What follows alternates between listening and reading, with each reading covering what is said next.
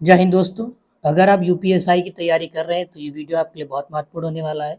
हमारी जो सीरीज चल रही है वो मूल विधि से जुड़ी हुई चल रही है।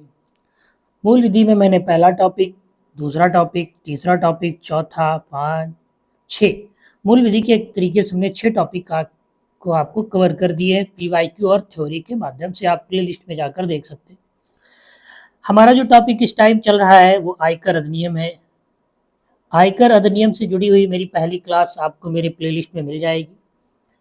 कुछ इसके पीवाईक्यू रह गए थे, वो आज हम लोग डिस्कस करेंगे। तो वीडियो पूरा देखिए, अच्छा लगे तो लाइक और सब्सक्राइब जरूर करिएगा। कह रहा आयकर का शुल्क आयकर अधिनियम 1961 की किस धारा के तहत परिभाषित किया जाता है? तो आयकर का जो शुल्क है आयकर अधिनियम 1961 की किस धारा के तहत परिभाषित किया जाता है? तो ये धारा 4 के तहत परिभाषित किया जाता है, सेक्शन 4। आयकर अधिनियम 1961 के तहत निम्नलिखित में से किसका आकलन किया जाता है? तो हम कह सकते हैं व्यक्ति का भी आकलन किया जा सकता है, कंपनी का और फार्म का, तीनों का आकलन इस आयकर अधिनियम 1961 के तहत किया जाता है। ऑप्शन नंबर क्या होगा? सी राइट होगा। किसी व्यक्ति द्वारा दिया गया दान आयकर अधिनियम 1961 के तहत कटौती योग्य है। अगर कोई व्यक्ति किसी को दान देता है तो आयकर अधिनियम 1961 की किस धारा के तहत वो कटौती योग्य होगा? तो 80 जी, सेक्शन 80 जी के तहत कटौती योग्य होगा। नगद में प्राप्त अधिकतम रुपए तक के व्यक्तिगत उपहारों को आय नहीं माना जाता है। आपको अगर कोई व्यक्ति उपहार के रूप में नगद कितना अमाउंट देता है जो आय तक की श्रेणी में नहीं आता है, तो 50,000। 50,000 तक कोई अगर आपको रुपए दे रहा है तो आय की श्रेणी में नहीं आएगा, और उपहार के तौर पर दिया जा रहा है तब की बात हो रही है यहाँ पे। आयकर अधिनियम के तहत स्लैब संचालित कर दरों के अलावा किसी व्यक्ति के लिए आयकर पर कौन से अन्य शुल्क लगाए जाते हैं? तो प्राथमिक शिक्षा उपहार तथा माध्यमिक और उच्च शिक्षा उपहार तथा माल और सेवा कर यानी जीएसटी, माध्यमिक और उच्च शिक्षा उपहार कर बोले तो स्वच्छ भारत कर, शिक्षा उपहार और स्वच्छ भारत कर। तो कह रहा है स्लैब संचालित कर दरों के अलावा किसी व्यक्ति के लिए आयकर पर कौन से अन्य शुल्क लगाए जाते हैं? तो प्राथमिक शिक्षा उपहार तथा माध्यमिक और उच्च शिक्षा उपहार। यह दर्शाता है कि भिन्न भिन्न कटौतीकर्ताओं जैसे वेतन के लिए नियोक्ता का शब्द का अर्थ होता है एम्प्लॉयर, ब्याज के लिए बैंक इत्यादि द्वारा स्रोतों पर कर की कटौती हो चुकी है और वह सरकार को जमा कर दिया गया है। तो ये किस फॉर्म को दर्शाता है, किस फॉर्म के अंतर्गत ये आता है? तो फॉर्म 26A(S), फॉर्म 26A(S).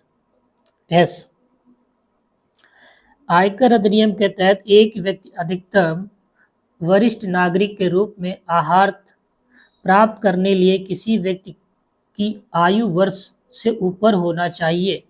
तो कितनी वर्ष की आयु के ऊपर होना चाहिए? तो 80।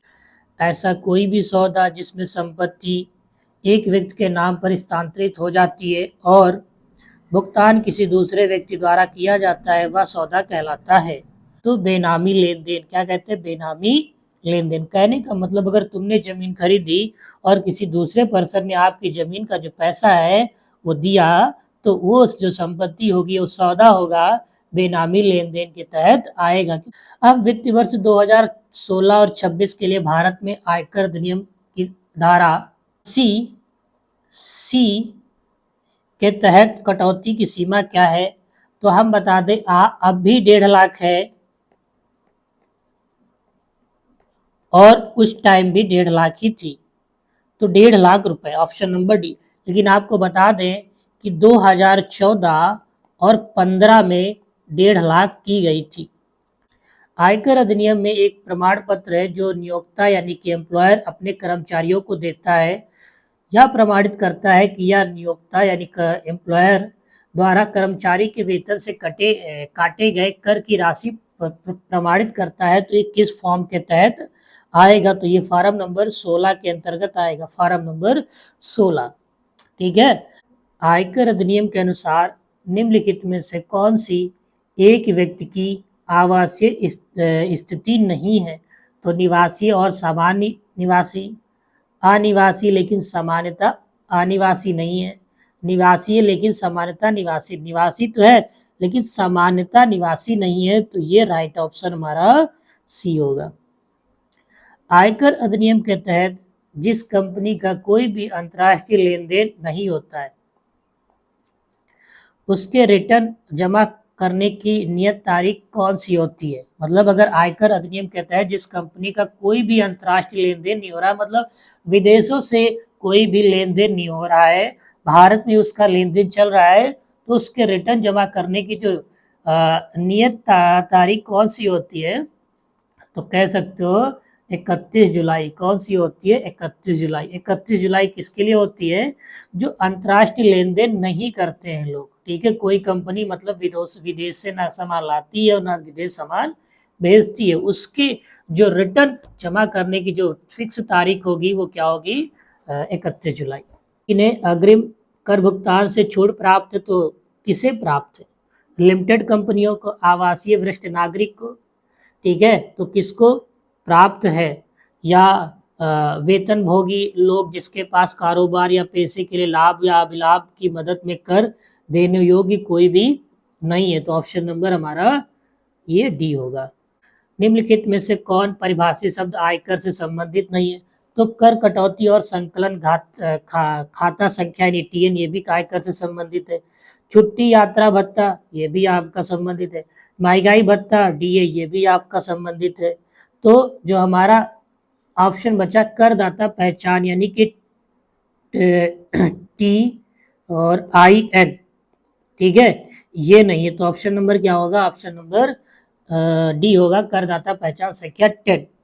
ठीक है, ये एक तरीके से क्या कह सकते हैं, ये यूनिक रजिस्ट्रेशन नंबर होता है जिसका उपयोग पूरे देश में टैक्स से संबंधित जानकारी प्राप्त करने के लिए किया जाता है। आयकर अधिनियम के अंतर्गत इनमें से कौन सा एक आय का स्रोत नहीं है? तो कृषि से आय। कृषि से आय ये आय का स्रोत की श्रेणी में नहीं आता है। इसके 5 स्रोत बताए गए हैं। याद रखना, आय के स्रोतों का शीर्षक को 5 स्रोत बताए गए हैं, लेकिन आय का स्रोत है यानी कृषि से आय जो हो रही वो इसकी श्रेणी में नहीं आता है। निम्नलिखित में से कौन सी आयकर की गणना के लिए कुल आय में कटौती नहीं है? तो कुल आय में कटौती नहीं है, तो व्यक्तिगत ऋण ब्याज पर, स्वास्थ्य बीमा प्रीमियम का भुगतान, शिक्षा ऋण पर ब्याज, आवासीय ऋण पर ब्याज भुगतान, तो ऑप्शन नंबर ए व्यक्तिगत ऋण पर ब्याज कुल आय में कटौती नहीं है। निम्नलिखित में से कौन सा TIES भारतीय सीमित संस्था के लक्ष्य हैं? ठीक है, तो निम्नलिखित में कौन से एक तरह से भारतीय अर्थ सीमित संस्था के लक्ष्य हैं? तो TIES की मात्रात्मक अर्थशास्त्र पत्रिका का वित्तीय सहायता प्रदान करना, ऑप्शन नंबर 1 भी सही होगा। निर्यात और आयात दोनों से जुड़े बुनियादी ढांचों का विकसित करना, ये नहीं है। भारतीय विद्वानों द्वारा भारत में अर्थ सीमित पर तैयार की गई सर्वोत्तम पुस्तकों के लिए तौसीक पुरस्कार स्थापित करना, ये भी, तो ऑप्शन नंबर क्या होगा? हमारा डी होगा। तो आज के लिए बस इतना ही। वीडियो अच्छा लगा हो तो लाइक कर दीजिए, चैनल को सब्सक्राइब कर लीजिए।